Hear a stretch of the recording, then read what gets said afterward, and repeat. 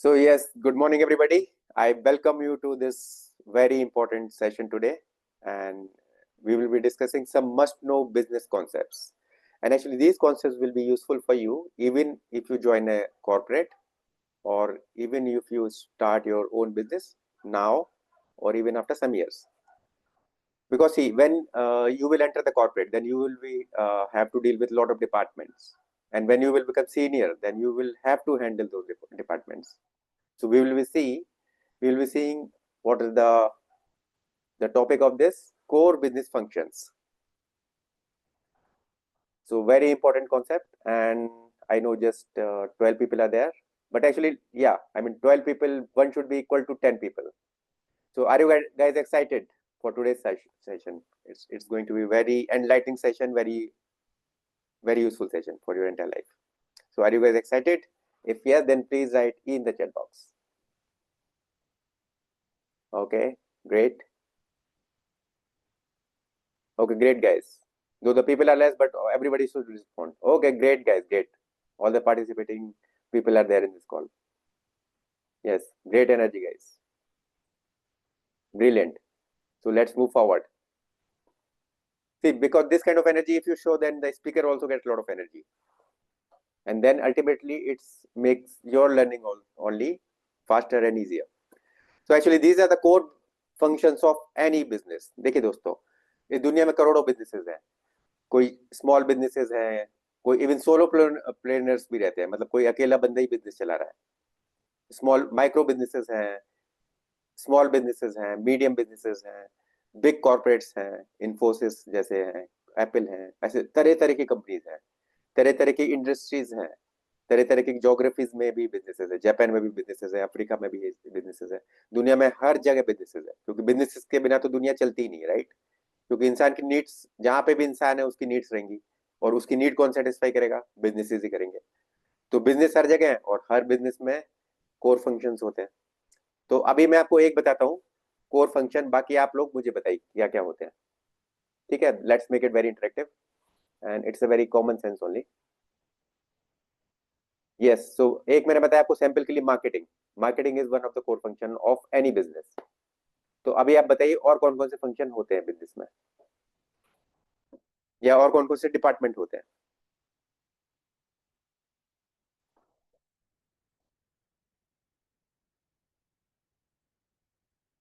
Yes, guys, you can unmute or you can write in the chat box.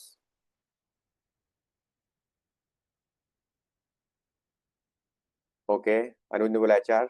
Yes Anuj, that's a brilliant answer. HR her company में होता है. Even छोटी companies में भी HR का काम बहुत ही विजिबल नहीं रहता, पर होता तो है.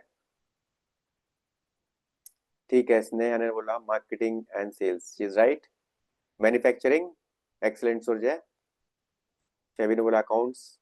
Okay, I agree. Packaging, okay, yeah anyway true Prasoon. Okay, Chhavi ने बोला legal, that's brilliant.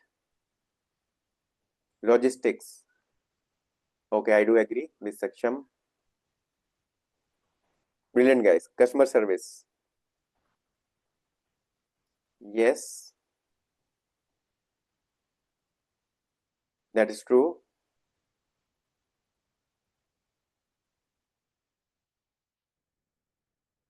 Yes, any more answers?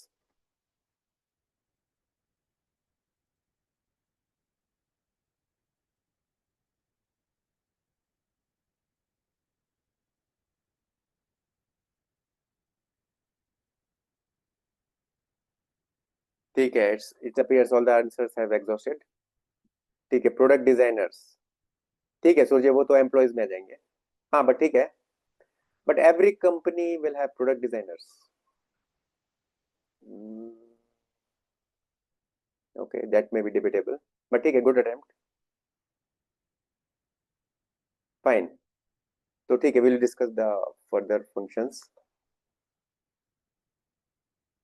The next one is purchase. क्योंकि देखिए हर कंपनी में परचेज तो होती है, बिना परचेज के तो कोई कंपनी चलती नहीं है. इवन एनआईटी भोपाल भी काफी चीजें परचेज करता है, स्टेशनरी परचेज करता है, बहुत सारी चीजें परचेज करता है, कंप्यूटर्स परचेज करता है लैब के लिए, मैकेनिकल के लिए इक्विपमेंट्स परचेज करता है, इलेक्ट्रॉनिक्स के लिए भी बहुत सारी चीजें परचेज करता है, तो वो विदाउट परचेज कोई इंस्टीट्यूट, कोई हॉस्पिटल, कोई बिजनेस नहीं चल सकता। राइट। नाउ सेल्स, सेलिंग के बिना भी नहीं चल सकता, क्योंकि बिजनेस का ऑब्जेक्टिव ही है प्रॉफिट कमाना, और पैसा केवल सेल से ही आता है बिजनेस में। बाकी सारे डिपार्टमेंट जो है वो एक्सपेंस करते हैं, लेकिन सेल्स ही ऐसा डिपार्टमेंट है जो कि इनकम लाता है, जो कि पैसा लाता है। Do you agree with this guys, कि बाकी सारे डिपार्टमेंट्स एक्सपेंस करते हैं, सेल्स से ही रेवेन्यू आता है, सेल्स से ही पैसा बिजनेस में कैश इनफ्लो होता है। ओके, सेक्शन में guys agreed? Okay great guys. Now finance, account, taxation. हाँ, किसी ने अकाउंट्स बोला था, तो ठीक है, फाइनेंस के अंदर ही हम बोल सकते हैं कि अकाउंट्स भी है और टैक्सेशन भी है, तो इसके बारे में हम डिटेल में जाएंगे,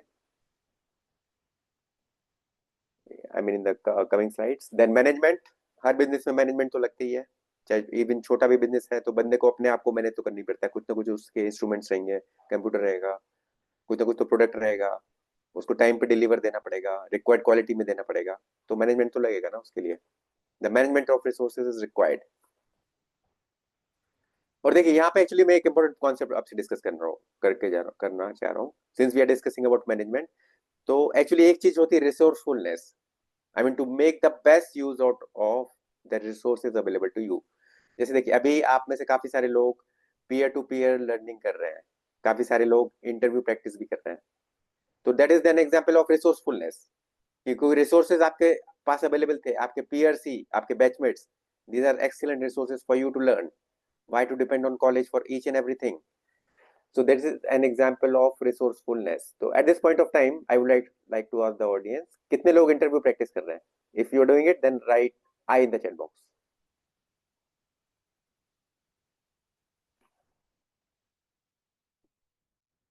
So if you guys are doing interviews with your peers, with your batchmates, mock interviews आप लोग प्रैक्टिस कर रहे हो, then please write I in the chat box.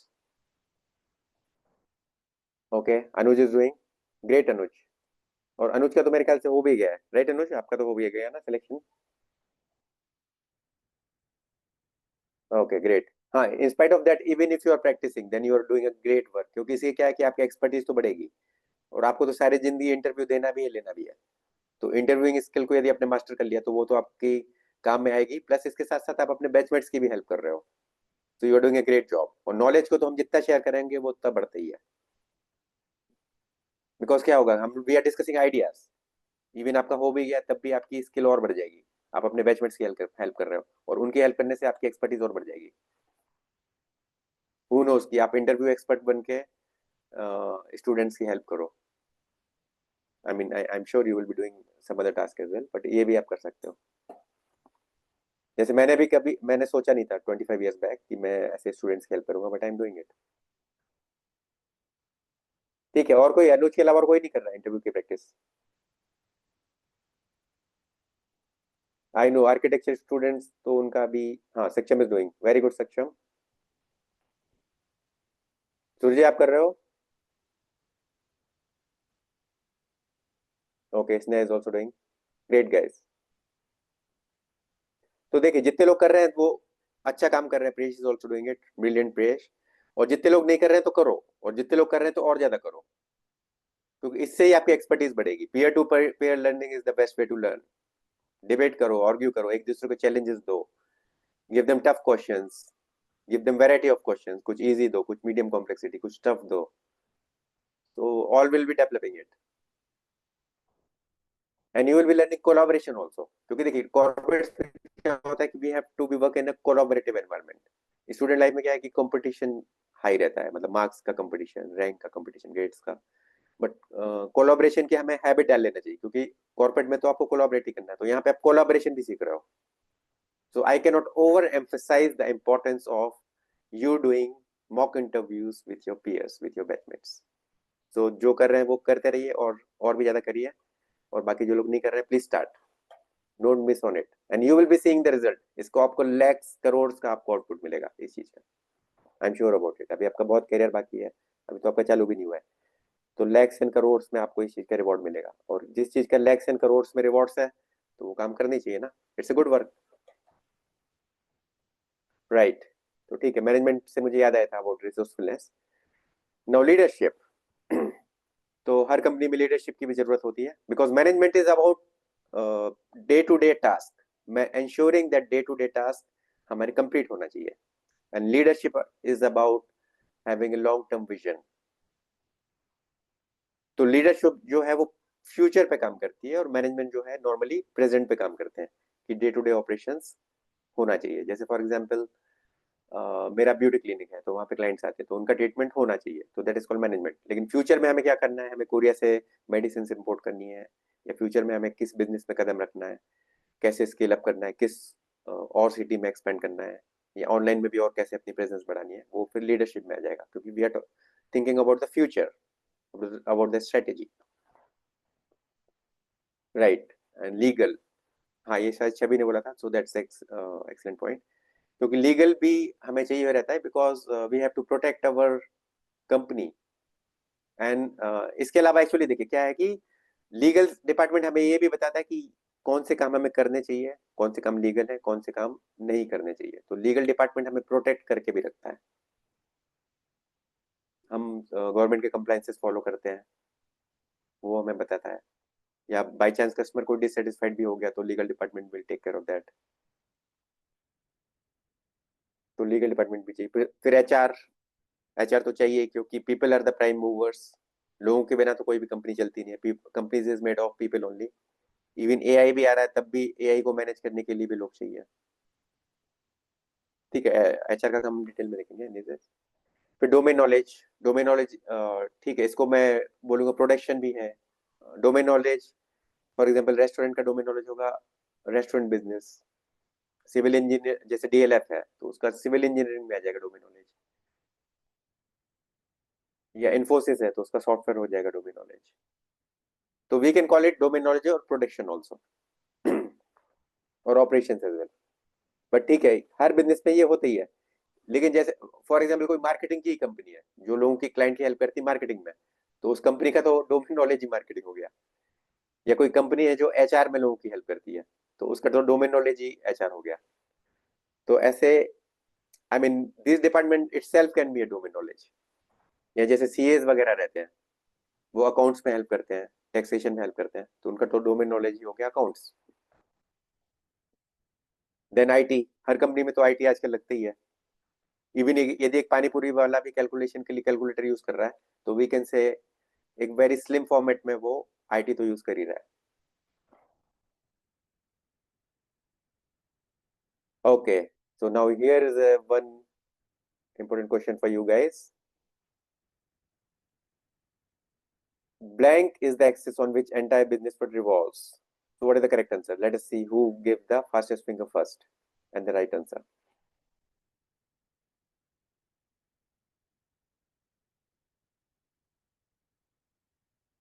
Okay, Surjay ने सही बोला। Great, Surjay. You are the first, fastest finger first and correct. Brilliant. So value is the axis on which entire business world revolves. So सभी ने बोला value creation. Yes, सभी actually value creation हमें करनी चाहिए, लेकिन वैल्यू के इर्द गिर्द ही पूरा बिजनेस वर्ल्ड घूम रहा है। क्योंकि बिजनेस वर्ल्ड में क्या होता है कि वैल्यू एम्प्लॉयज क्रिएट करते हैं, एंटरप्रेन्योर क्रिएट करवाता है, और फिर वो वैल्यू जो क्रिएट होती है वो हम कस्टमर को देके उससे पैसे लेते हैं, राइट। और फिर हमारा परचेज डिपार्टमेंट वो पैसे से दूसरे सप्लायर से वैल्यू बाय करता है। जैसे फॉर एग्जाम्पल रेस्टोरेंट है, उन्होंने मसाला डोसा बेच के, मसाला डोसा बना के वैल्यू क्रिएट की, कस्टमर को सर्व किया, उससे पैसे लिए, तो वैल्यू उन्होंने डिलीवर की। फिर उसके बाद कस्टमर से पैसा आया, फिर बहुत सारे कस्टमर से पैसा आ गया, तो उसी उन्हीं पैसों से उन्होंने रेंट दे दिया, उन्होंने मतलब वैल्यू को बाय कर लिया, और उन्होंने उससे पटेटो ले लिया, ऑयल ले लिया, जो कि रॉ मटेरियल है for the masala dosa. So it means that value, मतलब वैल्यू एंड मनी के इंटरचेंज से ही बिजनेस वर्ल्ड चल रहा है। So value is the axis on which entire business world revolves. So value is the correct answer. Yes, तो ये diagram actually हमने देखा था in the previous session. Yes, और देखिए फ्रेंड्स, एक्चुअली आज जो हम डिस्कस करने वाले हैं, because see we are discussing it from the business world literacy point of view, तो मार्केटिंग की डेफिनेशन जो आईएम्स में पढ़ाते हैं या एमबीएस में पढ़ाते हैं वो तो हम डिस्कस करेंगे ही। उसके अलावा हम बिजनेस लिटरेसी की भी एक यूनिक पर्सपेक्टिव से सारे डिपार्टमेंट्स को हम देखने वाले हैं आज। ठीक है, तो अभी I would like to know it from the audience कि मार्केटिंग क्या होता है।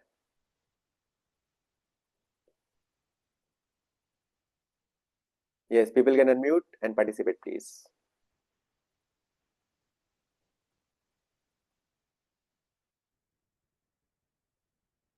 What is marketing?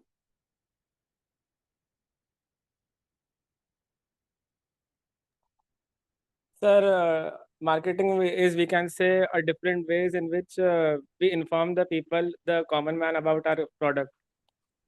प्रोडक्ट और service also, right? Yeah. Okay, great, right. हाँ ठीक है, प्रेष ने बोला promoting your products and services, right? Okay, तो you people are very close. तो let us see the textbook definition of marketing and the traditional definition. ठीक है, so please read this definition for me. Marketing is the strategic process of identifying customer needs, creating value-aligned offerings, and communicating them effectively to generate interest, trust, and demand. Yes, so or in other words we can say कि marketing is to make our targeted customer segment aware that this kind of product or service is available with us. जैसे for example यदि मैंने book लिखी है तो जो book readers हैं, जो कि आजकल वैसे बहुत ही कम है, आई नो दैट, तो बट बुक रीडर्स तब भी कुछ तो है, तो I have to make those my targeted customer segment aware that I have a great book available. And if I'm doing that, and if I'm communicating the importance of it, of the book, then I am doing marketing. ठीक है, और actually देखिए marketing को हम लोग business literacy में value availability awareness भी एक नाम दे सकते हैं, because we have the value available whether it is in terms of product और सर्विस। वैल्यू है तभी तो हम बिजनेस में, राइट? तो हमारे we have the value available and we are making the other people aware that we have this value available. So marketing can also be called as value availability awareness. Now अभी हम BWL की definition देखेंगे। Yes, so Shabi, can you please read this definition for me?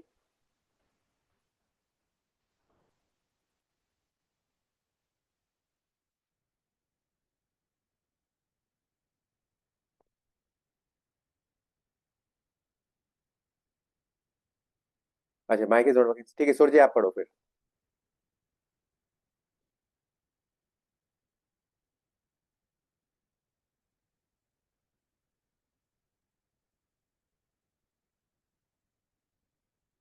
Okay चलो, no problem, मैं I will read it.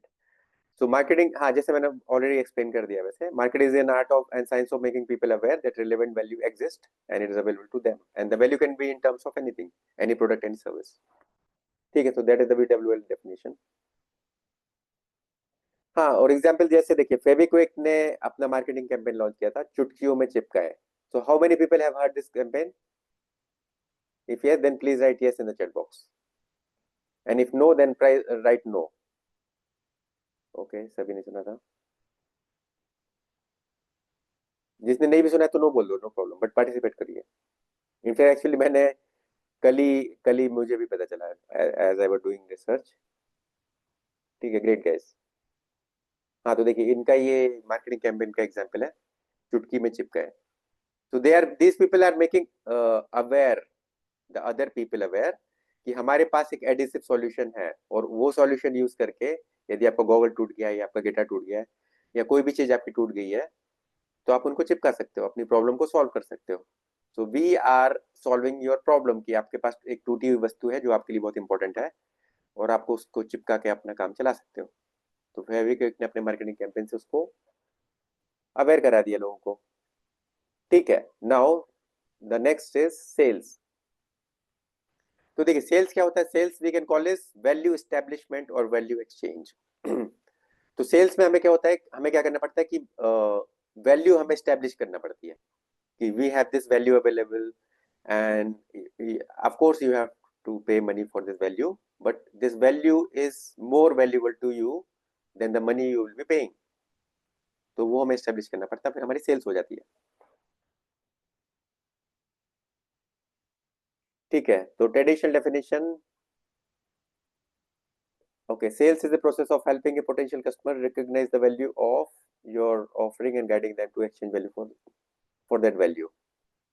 तो देखिए, actually sales में क्या हमें क्या करना पड़ता है, वी है ideally we should be having consultative approach. हमें ये देखना कि यदि जो कस्टमर की नीड है उसके हिसाब से हमारे पास सॉल्यूशन है, तो हमें उसको कंसल्ट करके उसकी हेल्प करना चाहिए, that we have the solution for you. ना कि उसके पास नीड भी नहीं है तो भी उसकी जनरेट करो.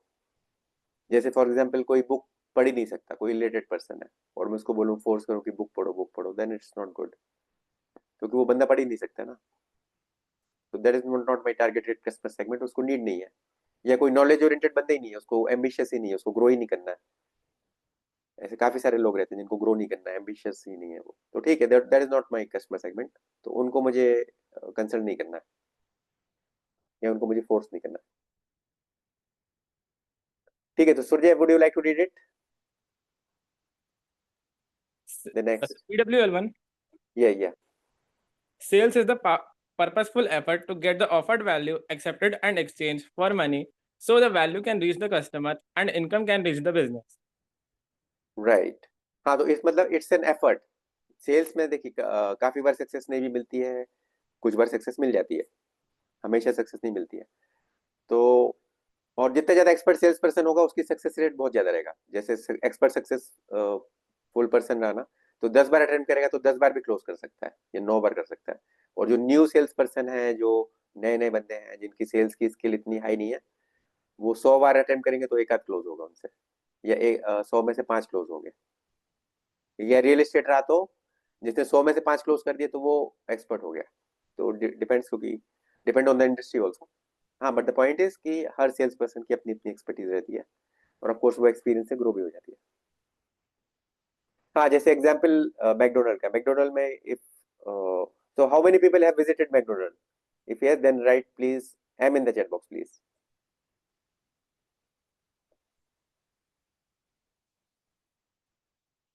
और देखिए, आपको पार्टिसिपेशन करके मैं एक्चुअली एकदम जगा के रखता हूँ, हाई एनर्जी में रखता हूँ, क्योंकि because we learn when we are awake.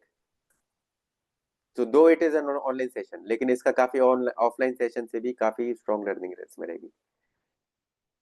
Okay, great guys, thank you for the participation. हाँ, तो मैकडोनल्ड में वो बोलते हैं ना, the cashier will ask, would you like to make this as a meal? तो actually that is a sales attempt to establish more value and earn more income. क्योंकि meal की ऑफ कोर्स कॉस्ट भी ज्यादा रहेगी, we have to pay the more cost, but will be getting more value. Burger के साथ हमें French fries भी मिलेगा, कोल्ड ड्रिंक भी मिलेगा, और फिर उसका कंबाइंड रेट तीनों का हमें कम रेट में मिल जाता है. We get the combo offer. तो ठीक है, that is an example. Now legal. तो लीगल को actually in VWL we'll call it value protection, क्योंकि जो हमारी कंपनी वैल्यू क्रिएट करती है उस वैल्यू को हमें प्रोटेक्ट करना है. जैसे किसी कंपनी ने R&D करके बहुत अच्छा प्रोडक्ट बनाया, या मैंने VWL बनाया, इसमें 10 साल की मेहनत है इसमें, तो अभी I have to protect that VWL के concepts. I mean other people should not be using it. I can help people, students, in using them and growing their career, लेकिन दूसरा ट्रेनर उसको यूज नहीं करना चाहिए, दूसरे ट्रेनर दूसरे teacher को. So I've got the IPR for that. I got the IPR.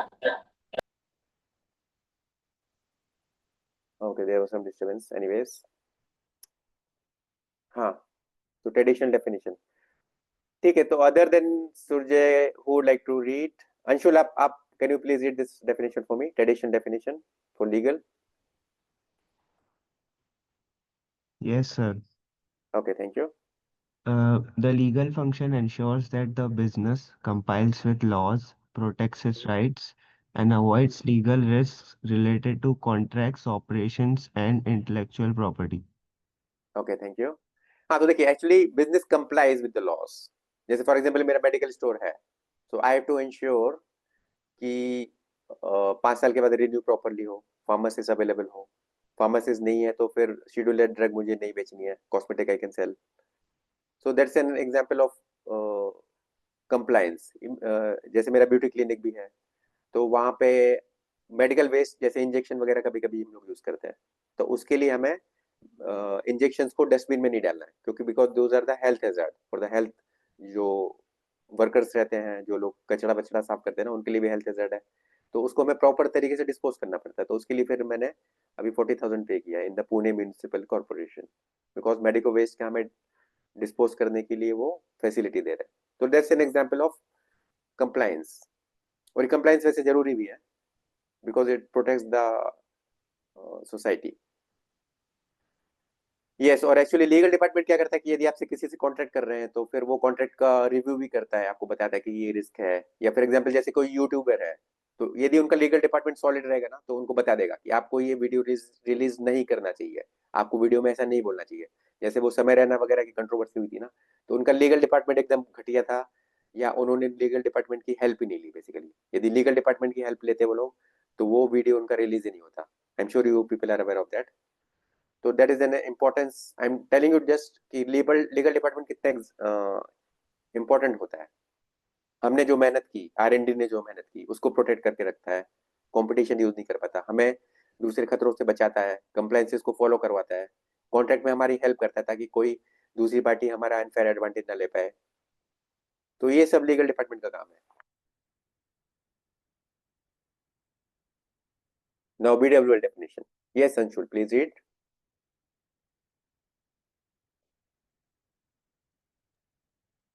Yes, sir. Legal is the function of value protection. It safeguards the value the business creates by ensuring it's not lost, stolen, misused, or penalized due to legal gaps. Right. So I'm calling it as legal department is as value protection function, क्योंकि ये हमारी value को protect करता है। It's a defensive thing. और timely हमें compliances को भी फॉलो करना चाहिए, अदरवाइज हमें उसमें फाइन लग जाता है। फॉर एग्जांपल मेरा मेडिकल का लाइसेंस है, 5 साल हो गए, एक्सपायर हो गया, मैंने रिन्यू नहीं कराया, तो फिर फाइन लग जाएगा उस पर। या टैक्स मुझे पे करना है, चलो वो खैर टैक्सेशन में आ जाएगा, बट एनीवेज टाइमली हमें टाइमली भी फॉलो करना पड़ता है, कंप्लायंसेस को फॉलो करना पड़ता है। और ठीक है, I have already explained the legal department की definition, so will move it forward. हाँ, अभी ये एग्जांपल है, जैसे डिज्नी, देखिए डिज्नी ने एग्रेसिवली प्रोटेक्ट करता है। यदि कोई उसका मिकी माउस यूज करेगा तो डिज्नी उसके ऊपर केस कर देगा, उसको सू कर देगा, क्योंकि उसने वो कॉपीराइट करके प्रोटेक्ट करके रखा हुआ है, क्योंकि वो उसका बिजनेस है ना, कोई दूसरा कैसे मिकी माउस यूज करेगा। So that is value protection and action. तो ये एग्जांपल था। ठीक है, 9:34 राइट नाउ। ठीक है, फाइनेंस।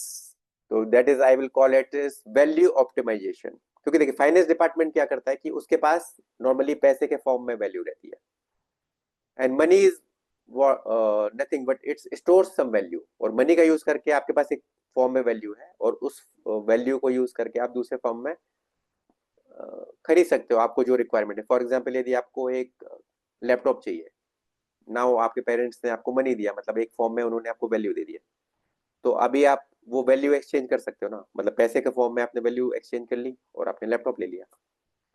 तो फाइनेंस डिपार्टमेंट एक्चुअली क्या करता है कि इट ऑप्टिमाइजेस द वैल्यू, जो हमारे पास ऑलरेडी वैल्यू है, whether in terms of money और इन अदर टर्म्स, तो उसको प्रॉपर्ली इन्वेस्ट करना चाहिए, प्रॉपर्ली इसको या इन्वेस्ट करना चाहिए। फंड्स भी हमें लाने हैं, तो हमें लोन के थ्रू फंड लाना है, या IPO के थ्रू लाना है, इक्विटी देना है, हमें शार्क टैंक में जाके इक्विटी देना है, तो वो फाइनेंस डिपार्टमेंट डिसाइड करता है।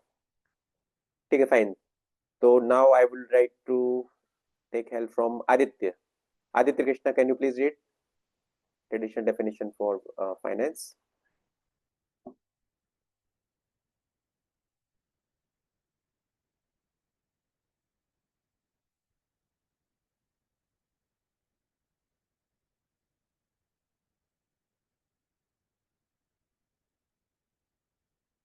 ठीक है, स्नेहल आप पढ़िए।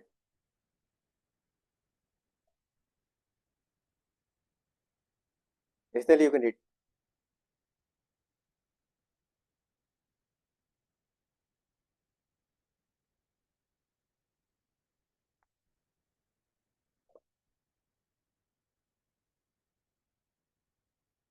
Sorry, I mean Sneha.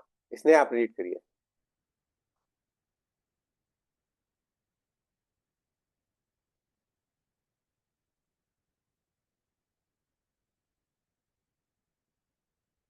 Okay, Sneha is not there. ठीक है, सक्षम you please read.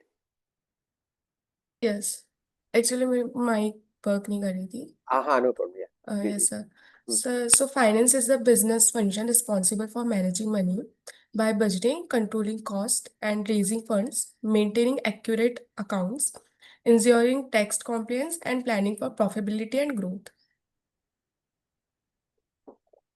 Right okay thank you Sneha. हाँ तो एक्चुअली देखिए फाइनेंस में क्या रहता है कि हमारे पास जो फंड्स हैं उनका हमें प्रॉपर यूज करना चाहिए. जैसे इन्फोसिस के पास तो बहुत सारा कैश रिजर्व है, करोड़ों में उनके पास कैश रिजर्व है, हजारों करोड़ों में इनफैक्ट. तो उससे उनको कोई कंपनी बाय करना है तो वो फाइनेंस डिपार्टमेंट से कंसल्ट करते हैं. उनको कोई बजट रेस करना है, जैसे इन्फोसिस का आईपीओ आया था इन 1980s में आया था, in early 80s if I am not wrong. तो उस टाइम पे उनके फाइनेंस डिपार्टमेंट ने ही वो सब फ्लोट कराया था आईपीओ. उन्होंने डिसाइड किया था that IPO is the best way to raise funds instead of taking loan, let's give equity. और कंट्रोलिंग कॉस्ट भी करते हैं, प्लस ये अकाउंटिंग भी मैनेज करते हैं. एक्चुअली देखिए बिजनेस में क्या होता है कि पैसा आता भी है और जाता भी है. तो अकाउंट डिपार्टमेंट क्या करता है कि पैसा क्यों आया, किससे आया. जैसे फॉर एग्जाम्पल मेरा बिजनेस है तो किस कस्टमर ने पैसा दिया और क्यों दिया, वो अकाउंटिंग का काम रहता है. और पैसा जैसे बाहर गया, किसी को मैंने रेंट पे किया या एम्प्लॉयज को सैलरी दी, तो अकाउंट डिपार्टमेंट वो भी मेंटेन करता है कि इस एम्प्लॉय को मैंने, हम लोगों ने इतनी सैलरी दी, ये रह पैसा रेंट में गया, इससे हमने मशीन में इन्वेस्ट किया, इससे हमने इलेक्ट्रिसिटी का पेमेंट किया, इससे वाटर बिल पे किया. तो दैट अकाउंट्स मेंटेन, पैसा आने वाला और जाने वाला अकाउंट सारा मेंटेन करता है. ठीक है. एंड ऑफ कोर्स फाइनेंस का काम है कि प्रॉफिटेबिलिटी और ग्रोथ कैसे कराई जाए. ठीक है Sneha, now please read the BWL definition for finance.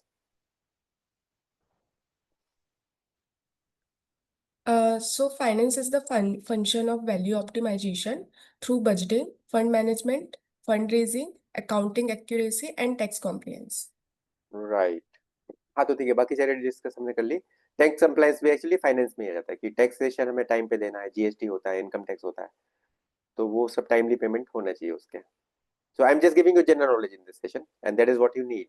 क्योंकि जब आप कॉर्पोरेट में जाओगे तो आपको पता रहेगा ना कि ये फंक्शंस हैं, जो कि आपके बाकी दूसरे कॉलेज से लोग आएंगे उन लोग को इतना नहीं पता रहेगा जितना आपको इंसाइटफुल तरीके से पता रहेगा. क्योंकि बीडब्ल्यूएल तो बहुत सिंपल तरीके से बताता है हर चीज को, और एक डिफरेंट पर्सपेक्टिव भी आपको दिखाया जा रहा है. ठीक है. तो हाँ इसका एग्जांपल है कि जब रिलायंस जियो ने 1.5 लाख करोड़ उन्होंने इन्वेस्ट किए थे, तो उन्होंने वो स्टेक सेल किया था to global investors like Facebook, Google, Silver Lake. तो उसमें वहाँ का उनका फाइनेंस डिपार्टमेंट का की रोल था उसमें वो नेगोशिएशंस में. उन्होंने डिसाइड किया कि हम लोन नहीं लेंगे, let us sell the stake, give the equity. तो उन्होंने वो डिसाइड किया होगा एंड देन दे इम्प्लीमेंटेड. तो देखिए फाइनेंस डिपार्टमेंट का कितना इंपॉर्टेंट रोल है कि उनको रिलायंस जियो को लॉन्च करने में यहाँ पे फाइनेंस डिपार्टमेंट ने बहुत ही इंपॉर्टेंट रोल प्ले किया. सो फाइनेंस डिपार्टमेंट भी बहुत इंपॉर्टेंट है, क्योंकि finance department deals with money and money is the blood line of a business. जैसे बॉडी में ब्लड फ्लो होते रहना चाहिए, वैसे बिजनेसेस में भी मनी फ्लो होते रहना चाहिए, और फाइनेंस उससे उससे ही डील करता है. तो ये भी बहुत इंपॉर्टेंट है. Yes, human resources. तो हाँ अनुज ने बताया था ह्यूमन रिसोर्सेज का, तो Anuj I would like you to read. Yes, sir. Yes. HR is the function responsible for recruiting, training, managing, and retaining employees. It ensures the right people are in the right roles and are motivated to perform well. Okay thank you Anuj. हाँ तो actually देखिए human resources का मैं business literacy में एक और तरीके से उसको नाम दे रहा हूँ, that is called value creation capability improvement. क्योंकि एचआर का काम क्या रहता है कि रिक्रूटिंग द राइट पीपल. मतलब हम लोग राइट पीपल क्यों रिक्रूट कर रहे हैं, क्योंकि हमें वैल्यू क्रिएट करानी है. इवन आप भी यदि एंटरप्रेन्योर बनोगे तो आप लोग किसी का रिक्रूट क्यों करोगे, क्योंकि आपको उस एम्प्लॉय से वैल्यू क्रिएट करानी है. और वैल्यू क्रिएशन लोगों को ही, क्रिएशन ओरिएंटेड लोगों को ही हमें अंदर लाना है. और जो वैल्यू एक्सट्रैक्शन ओरिएंटेड है, जो ये सोचते हैं कि हम इस बिजनेस से क्या लेके जा सकते हैं, बशर्ते कि हम बिजनेस में क्या दे सकते हैं. तो आप लोग किस तरीके के लोगों को लेना पसंद करेंगे अनुज आपके बिजनेस में, वैल्यू क्रिएशन ओरिएंटेड लोगों को या वैल्यू एक्सट्रैक्शन ओरिएंटेड लोगों को? Anuj, which kind of people you would like to be in your business?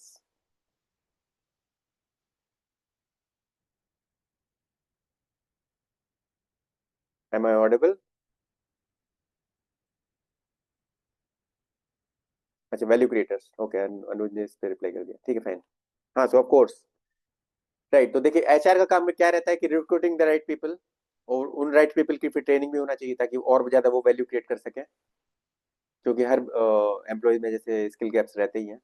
जैसे सॉफ्ट स्किल की ट्रेनिंग होगी, कम्युनिकेशन की होगी, प्रेजेंटेशन की होगी, या प्रोडक्ट पे ट्रेनिंग होगी, या कोई नया एआई टूल आ गया तो उस पर ट्रेनिंग हो जाएगी, जो भी गैप्स है उस पर ट्रेनिंग हो जाती है, ठीक है। फिर मैनेजिंग एंड रिटेनिंग एम्प्लॉयज, उनको एम्प्लॉयज जो ऑलरेडी अंदर आ गए उनको मोटिवेट करके रखना पड़ता है ताकि ये इससे हम लोग ऑप्टिमम वैल्यू क्रिएशन करवा सके। जैसे कि इसका नाम ही है, दूसरा नाम ही है वैल्यू क्रिएशन कैपेबिलिटी इंप्रूवमेंट। तो मोटिवेट करके भी हम कैपेबिलिटी इंप्रूवमेंट करते हैं। प्लस जो रॉन्ग पीपल है उनको फायर करो, क्योंकि ऐसे भी लोग रहते हैं जो कि काम वगैरह नहीं करते और क्रिटिसाइज करते रहते हैं, जैसे मैनेजमेंट को क्रिटिसाइज करना, या वो वैल्यू क्रिएट नहीं करते हैं, बहुत मिनिमम एक्सपेक्टेशन फुलफिल करते हैं। तो अभी जैसे टीसीएस ने भी फायर किया था, इन्फोसिस भी 5%, बॉटम 5% को फायर कर देती है। तो उन लोग को फायर करती है जो कि उसको पता है कि ये वैल्यू क्रिएशन ओरिएंटेड नहीं है, इनको फायर करो।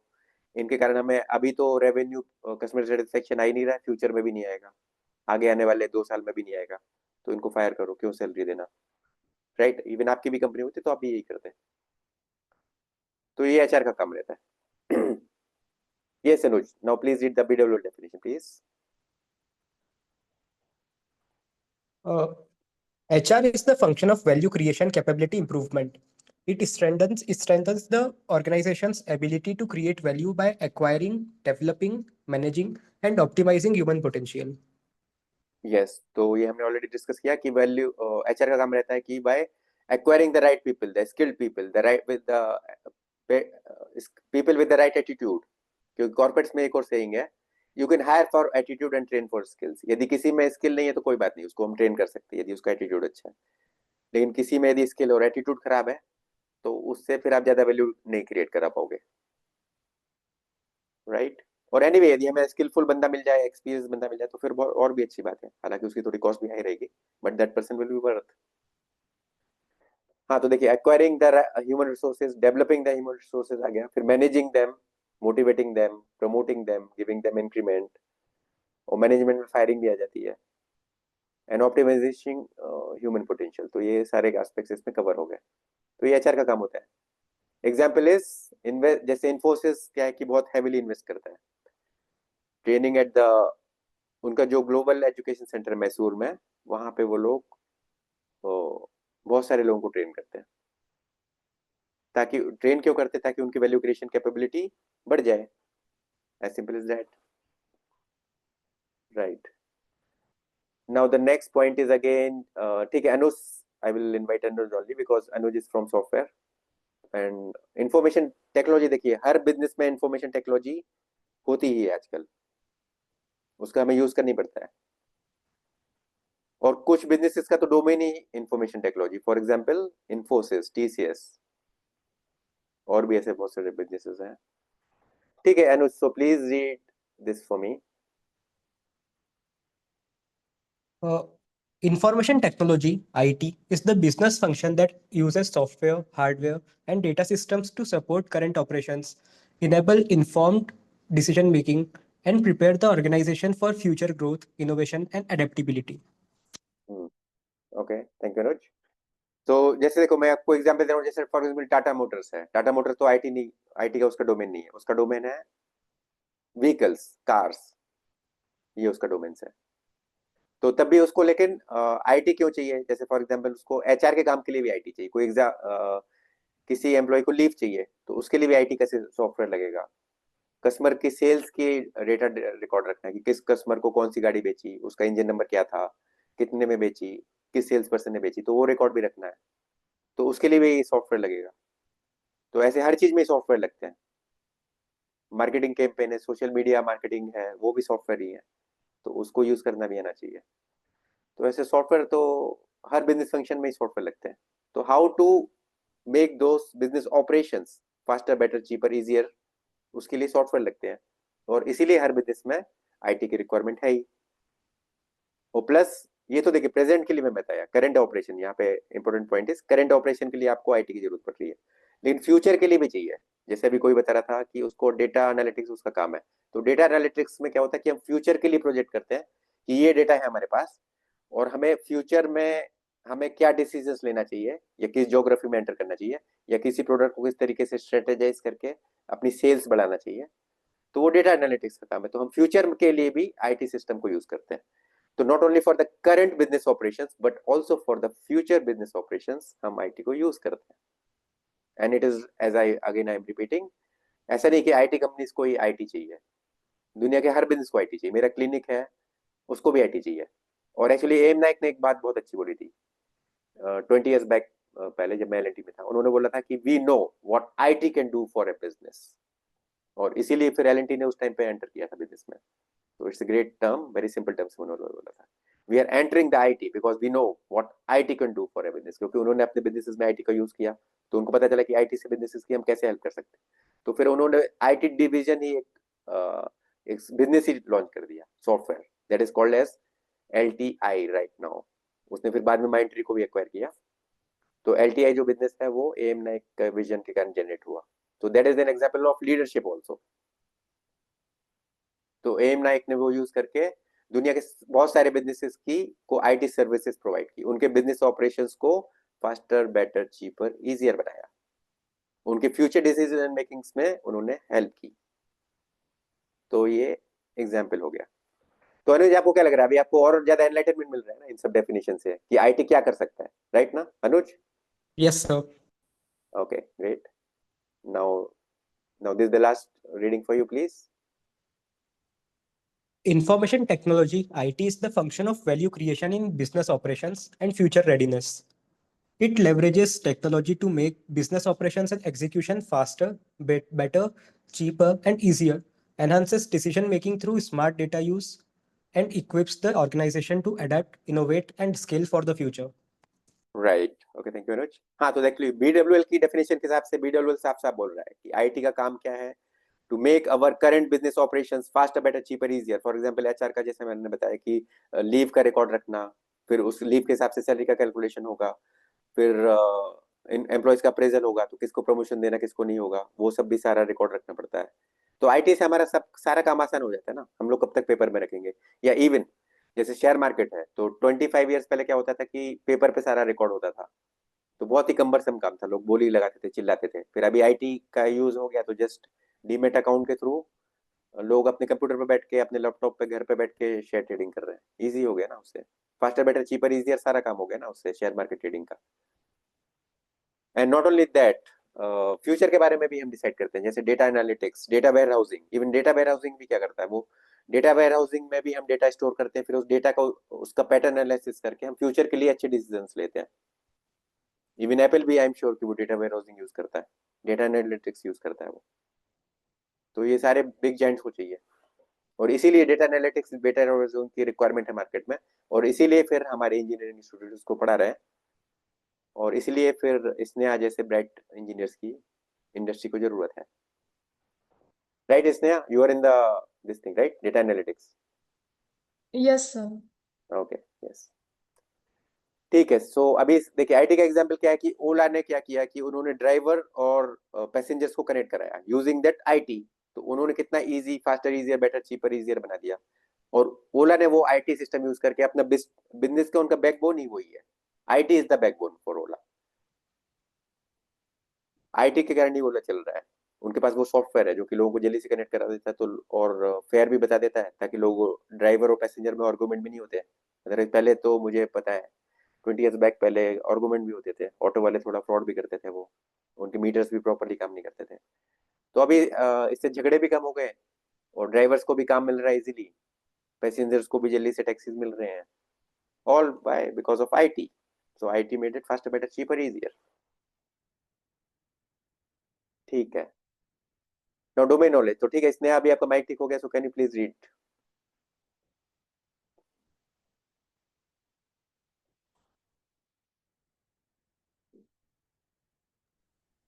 Yes, sir. So domain knowledge refers to specialized expertise, experience. Yes,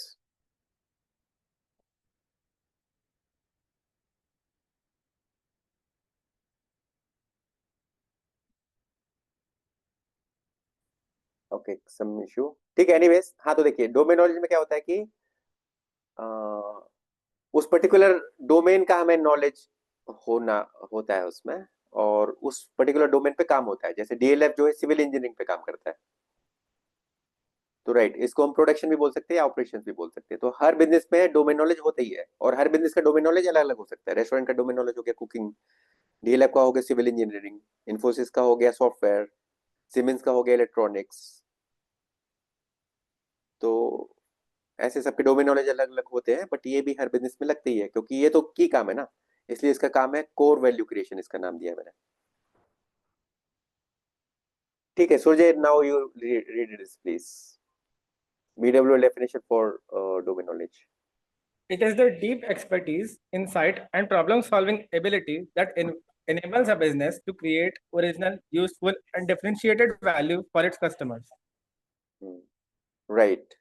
हाँ तो देखिए डोमेन नॉलेज के लिए हमें ऑफ कोर्स वो डोमेन नॉलेज की डीप एक्सपर्टाइज होना चाहिए, इनसाइट होना चाहिए। जैसे डीएलएफ में इंजीनियर्स हैं या जो आर्किटेक्ट्स हैं, उनको उसकी डिटेल नॉलेज है, तभी तो वो इतनी बड़ी बड़ी स्काईस्क्रैपर्स बना पाते हैं। और उनको ऑफ कोर्स बहुत सारे प्रॉब्लम भी आते हैं ना, सिविल इंजीनियरिंग में भी बहुत प्रॉब्लम आते हैं, सॉफ्टवेयर में भी बहुत प्रॉब्लम आते हैं, तो उन प्रॉब्लम सॉल्विंग एबिलिटी भी वहाँ पे रहना चाहिए। इवन जैसे बजाज ऑटो भी है, उसको भी बहुत प्रॉब्लम्स आते हैं बाइक बनाने में, या कोई नई बाइक वो लॉन्च कर रहा है, तो they have to do lot of R&D, उनको एवरेज बढ़ाना है तो उसके लिए भी उनको प्रॉब्लम आएगी। तो that is just an example of domain knowledge. और एक्चुअली राहुल बजाज का मैं यहाँ पे कोट करना चाहूंगा। बजाज ऑटो से मुझे राहुल बजाज की याद आई। एक बार मैंने उनकी एजीएम अटेंड की थी, तो उन्होंने क्या बोला था, या somebody is writing on the screen, please don't write। तो हाँ, उन्होंने क्या बोला था कि I am a commerce man, I don't have the domain knowledge, मुझे नहीं आता ऑटोमोबाइल बनाना, I am not a automobile engineer, I am not mechanical, but I am a commerce person. तो but I have the engineers, I have great engineers जिनसे मैं बनवा लेता हूँ। तो देखिए यदि आप एक बिजनेसमैन है और आपके पास वो डोमेन नॉलेज नहीं है तो कोई बात नहीं, तो ऐसे लोगों को हायर करो जिनके पास वो डोमेन नॉलेज हो, तो वो आपका काम करके देंगे। जैसे एम नाइक है, उन्होंने सॉफ्टवेयर लॉन्च किया, तो वो सॉफ्टवेयर इंजीनियरिंग का नॉलेज नहीं था, वो कोड भी नहीं कर पाते, बट उन्होंने वैसे लोगों को हायर किया। तो डोमेन नॉलेज हर बिजनेस में होती है, यदि आपके पास है तो अच्छी बात है, और आपके पास है तब भी आपको टीम लगेगी ना। या example of rural procurement supply needs, actually हाँ यहाँ पे थोड़ा गलत लिखा गया। Example of domain knowledge, Amul के पास जो डोमेन नॉलेज है वो that allows them to consistently deliver how quality products, उनको पता है कि पैस्चराइज कैसे करना, कैसे कलेक्ट करना मिल्क को, कैसे स्टोर करना, कैसे फिर उसकी पैकेजिंग करना, ये सब उनको पता है। तो वो रूरल से प्रिक्योर भी कर लेते हैं और फिर अर्बन सप्लाई नीड्स में कर देते हैं। कैसे सप्लाई चेन को मेंटेन करना, कैसे ध्यान रखना कि दूध खराब ना हो, या उनके अदर प्रोडक्ट्स कैसे बनाना, पनीर कैसे बनाना, ये सब उनको पता है। इनके पास डोमेन नॉलेज है, इसलिए अमूल सर्वाइव कर रहा है, थ्राइव कर रहा है, सक्सेसफुल है। ठीक है, so we are having very less time, just 6 minutes left, तो जस्ट क्विकली हम लोग कन्वर्ट कर लेते हैं। तो देखिए परचेज में हमने जो डिस्कस किया कि यहाँ पे हम लोग दूसरों से वैल्यू बाय करते हैं, और फिर जो हम दूसरों से बाय करते हैं उसको यूज करके हम और ज्यादा वैल्यू क्रिएट करते हैं। फॉर एग्जाम्पल जैसे रेस्टोरेंट का एग्जाम्पल है, उन्होंने पोटैटो बाय किया, ऑयल बाय किया, सॉल्ट बाय किया, और माइट बी यूटेंसिल्स भी बाय किया। फिर वो जो उन्होंने वैल्यू बाय की दूसरों से, वहां पे उनके एम्प्लॉयज ने अपनी स्किल लगाई, अपनी डेडिकेशन लगाई, अपना टाइम लगाया, और उन्होंने उससे इडली या मसाला डोसा क्रिएट किया, और फिर वो कस्टमर को बेच दिया। तो परचेज का काम एक्चुअली बहुत इंपॉर्टेंट होता है, और परचेज का is acquiring value at optimise cost and terms, मतलब कि कम से कम कॉस्ट में अच्छी क्वालिटी लेके आओ, और टर्म्स एंड कंडीशन भी अच्छी रखो।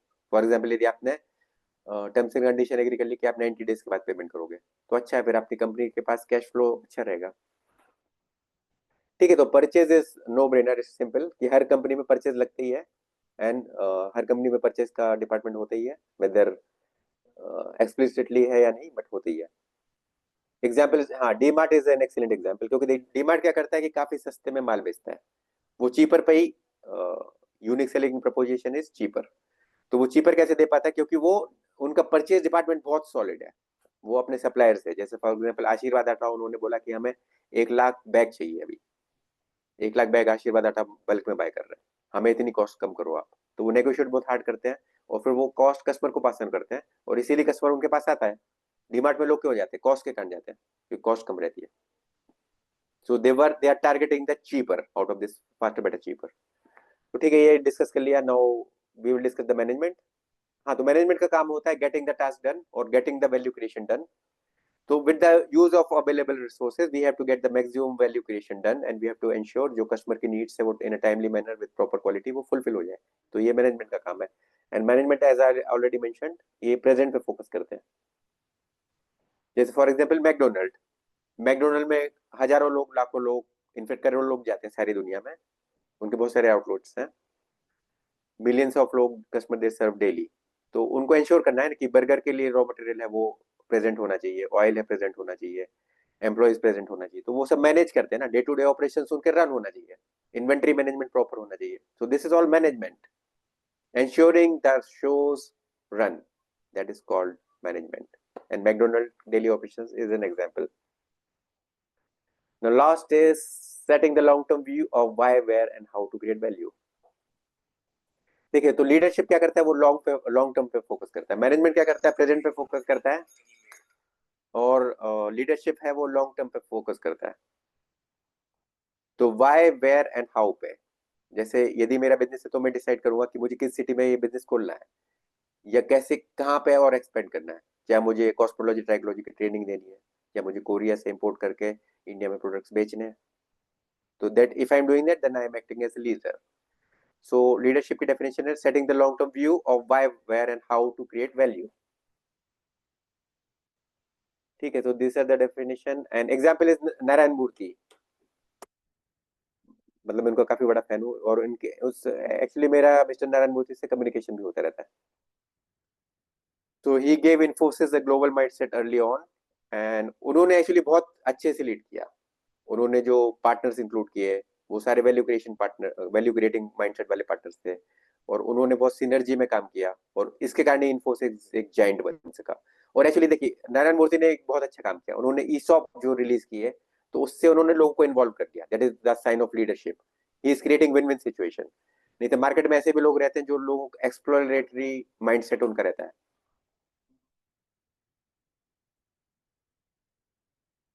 हाँ sorry, actually the cook was disturbing me. Yes.